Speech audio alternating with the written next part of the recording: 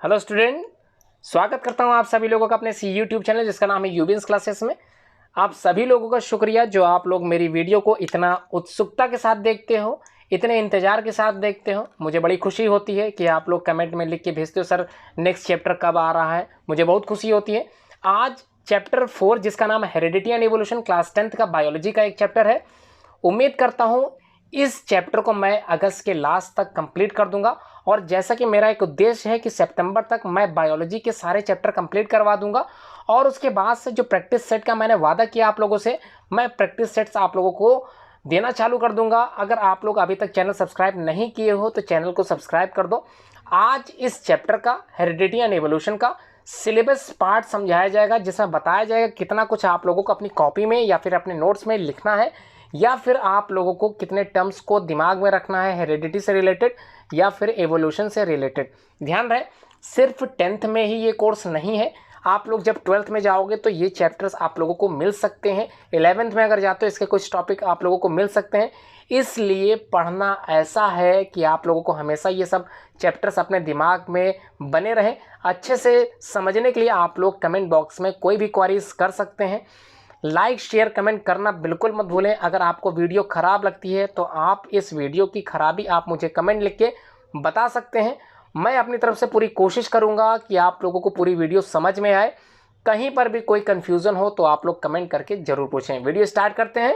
Hello student, आज इस chapter में आप लोग पढ़ने वाले हो हेरिडिटी एंड एवोल्यूशन के बारे में। तो जो सिलेबस है आप लोगों के बुक से जो सिलेबस निकाला जाता है जिससे आपके बोर्ड के एग्ज़ाम्स के पेपर्स बनते हैं, तो कुछ टर्म्स हैं, कुछ सिलेबस में आप लोगों के मोस्ट इम्पॉर्टेंट टॉपिक्स हैं जो आप लोगों को अपने नोट्स में लिखना है। तो वो टॉपिक आज आप लोग समझने वाले हो। तो कौन कौन से टॉपिक्स हैं इम्पॉर्टेंट इस चैप्टर में, चैप्टर 4 जिसका नाम है हेरिडिटी एंड एवोल्यूशन में, तो समझ लेते हैं उसको आज। सबसे पहला टॉपिक जो आप लोगों को अपनी कॉपी में लिखना है वो क्या है, हेरिडिटी। हेरिडिटी होता क्या है ये आप लोगों को समझाऊंगा मैं। नेक्स्ट जो वीडियो बनने वाली है वो इसी पर रिलेटेड वीडियो है। आज की वीडियो सिर्फ और सिर्फ सिलेबस के अकॉर्डिंग है, मतलब चैप्टर 4 में आप लोगों को कितना कुछ पढ़ना है इसकी वीडियो आज बनाई गई है। तो समझ लेते हैं क्या कुछ पढ़ने के लिए है इस चैप्टर में। हेरिडिटी के बाद इनहेरिटेंस होता क्या है, उसके बाद मेंडल एंड मेंडल्स के जो एक्सपेरिमेंट्स हैं वो आप लोगों को लिखना होगा। उसके बाद मेंडल ने जो अपने एक्सपेरिमेंट थे वो पी प्लांट पर किए थे, तो पी प्लांट ही उन्होंने क्यों सेलेक्ट किया, what are the main characteristics feature of P plant, ये आप लोगों को लिखना होगा। उसके बाद what are the basic contrasting character जो पी प्लांट में दिखाई दे रहे थे, मेंडल को समझ में आ गए थे, जो मेंडल ने बताए थे वो आप लोगों को लिखना है। 7 pairs of contrasting character of P plant. उसके बाद मेंडेलियन कैरेक्टरिस्टिक्स में या फिर एक्सपेरिमेंट में कुछ टर्म्स यूज़ किए गए हैं, उन टर्म्स के बारे में आप लोगों को अपनी कॉपी में लिखना है। कई बार ये टर्म्स बोर्ड के एग्जाम में कई बार पूछे जा चुके हैं, शॉर्ट आंसर टाइप क्वेश्चन में भी ये टर्म्स देखने के लिए मिले हैं, और कई बार इनडायरेक्ट रूप से ये टर्म्स कई क्वेश्चंस में रखे हुए देखे गए हैं। तो बात करते हैं कौन कौन से टर्म्स हैं जो आप लोगों को अपनी कॉपी में लिखना है, और उसके बाद आपको याद भी करना है, समझना भी है इसको।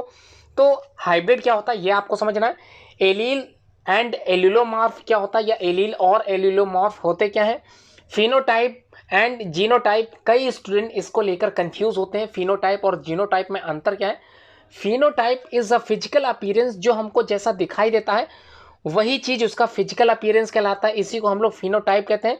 जैसे सपोज कीजिए कोई पौधा है, उसकी जो स्टेम है वो हाइट क्या है, लंबी है, तो टॉल है प्लांट। तो टॉल क्या है, इज अ फिनोटिपिक कैरेक्टरिस्टिक्स।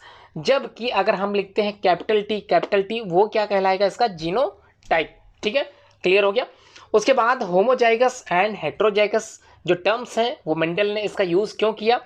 उसके बाद मोनोहाइब्रिड क्रॉस, अपने फर्स्ट एक्सपेरिमेंट में, मेंडेलियन एक्सपेरिमेंट में मोनोहाइब्रिड क्रॉस से ही उन्होंने फर्स्ट एक्सपेरिमेंट को समझाया था। उसके बाद डाई हाइब्रिड क्रॉस क्या होता है, उसके बाद डोमिनेंट एंड रेसेसिव होते क्या है।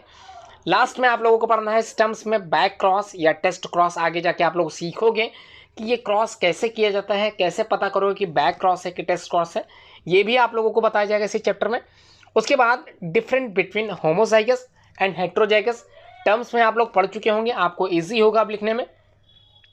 मेंडल के जो नियम थे, Mendel's law of inheritance, 3 law थे, law of dominance, law of segregation, law of independent assortment, ये तीनों लॉ मेंडल्स ने एक्सपेरिमेंट किया था और अपने जो उनकी जो एक्सपेरिमेंट की से रिलेटेड बुक थी उसमें उन्होंने सारे एक्सपेरिमेंट को बताया था।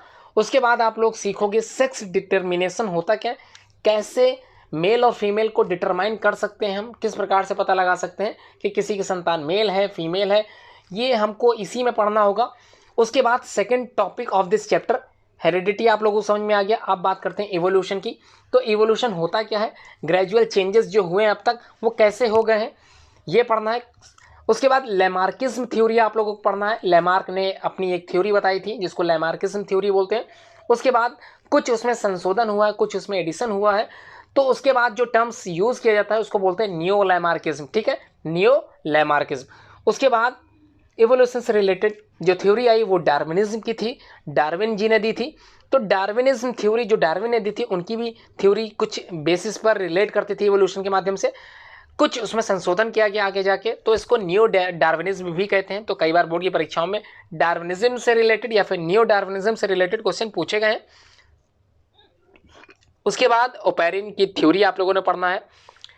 थ्योरी ओपेरिन की क्यों इंपॉर्टेंट है, क्योंकि आप लोग जानते थे कि जितनी भी प्रीवियस थ्योरी थी साइंटिफिक कई उसमें इश्यूज थे उनको आगे जाके फॉलो नहीं किया गया। तो ओपेरिन ने अपने कंसेप्ट को बताया और स्टेनले मिलर ने अपने एक्सपेरिमेंट के माध्यम से ओपेरिन की थ्योरी को बिल्कुल सही बताया। ये आप लोगों को पढ़ना है ओपेरिन की थ्योरी। उसके बाद स्टेनले मिलर, ये थ्योरी या फिर ये एक्सपेरिमेंट है जो आप लोगों को समझना है। ये ओपेरिन के जो कंसेप्ट थे उनको क्लियर करने के लिए स्टेनले मिलर ने अपने एक्सपेरिमेंट को किया था और बताया था बिल्कुल ओपेरिन के जो सिद्धांत है वो बिल्कुल सही है। उसके बाद आप लोग जो है नॉर्मल क्वेश्चंस, जो होमोलॉगस ऑर्गन क्या होते हैं, एनालॉगस ऑर्गन क्या होते हैं, कैसे आप लोग पहचानोगे होमोलॉगस ऑर्गन कैसे होता है या एनालॉगस ऑर्गन क्या होता है, कैसे आइडेंटिफाई करोगे, ये सब कुछ आप लोगों को बताया जाएगा। उसके बाद फॉसिल्स तैयार कैसे हुए, फॉसिल्स होते क्या है, डिफरेंट टाइप के फॉसिल्स आप लोगों को पढ़ाए जाएंगे। एनसीईआरटी बेस्ड क्वेश्चन लास्ट में यहाँ पर पूरा चैप्टर कंप्लीट हो चुका है। अब आप लोगों को एनसीईआरटी बेस्ड क्वेश्चंस का जो रिलेटेड एक्सरसाइजेस होते हैं एनसीईआरटी बेस्ड क्वेश्चंस की, वो आप लोगों को अपनी कॉपी में लिखनी होगी। तो ये लिखना तब पड़ेगा जब आप लोग सारी थ्योरीज पता कर लोगे, समझ लोगे अच्छे से, तो एनसीईआरटी क्वेश्चंस आप लोगों को पता चलने लगे। उसके बाद आप लोगों को मल्टीपल चॉइस क्वेश्चंस के बारे में समझाया जाएगा, क्योंकि आप लोग जानते हैं कि बायोलॉजी में 4 क्वेश्चंस मल्टीपल चॉइस क्वेश्चंस के रूप में दिए जाते हैं और एक भी क्वेश्चन अगर आपने मिस कर दिया तो आपके 1 मार्क्स चले जाएंगे। तो ध्यान रखना, इस चैप्टर से रिलेटेड कई मल्टीपल चॉइस क्वेश्चंस देखने के लिए मिले बोर्ड के एग्जाम में। कभी 4 में से 2 क्वेश्चन तो इसी चैप्टर से आते हैं।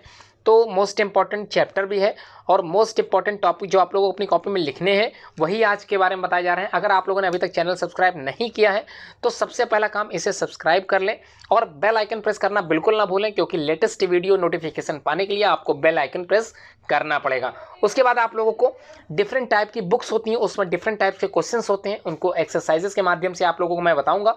तो समझते सब कुछ चलना है। कोई भी क्वेरीज अगर होती है, कोई भी कन्फ्यूज़न अगर कोई होता है, कोई माइंड में क्वेश्चंस बनता है, तो आप लोग कमेंट के माध्यम से क्वेश्चंस पूछ सकते हैं। अगर क्वेश्चन आपको पूरी वीडियो समझ में आती है तो लाइक शेयर कमेंट करना बिल्कुल ना भूलें। अपने दोस्तों के साथ, अपने रिश्तेदारों को, किसी के पास भी अगर आप लोग शेयर करोगे तो उनके माध्यम से ये वीडियो उन तक पहुंच जाएगा जो लोग हाई स्कूल के रिलेटेड तैयारी कर रहे हैं, ठीक है। उसके बाद आप लोगों को इसी चैप्टर से रिलेटेड प्रैक्टिस सेट पेपर दिया जाएगा। उम्मीद करता हूँ आप लोग प्रैक्टिस पेपर सेट को सॉल्व करोगे और मुझे सेंड करोगे। मेरा व्हाट्सएप नंबर है 9120025555, ठीक है। तो व्हाट्सएप कर सकते हो, कोई क्वेरीज हो सकती है आप लोगों की तो आप लोग व्हाट्सएप के माध्यम से पूछ सकते हो।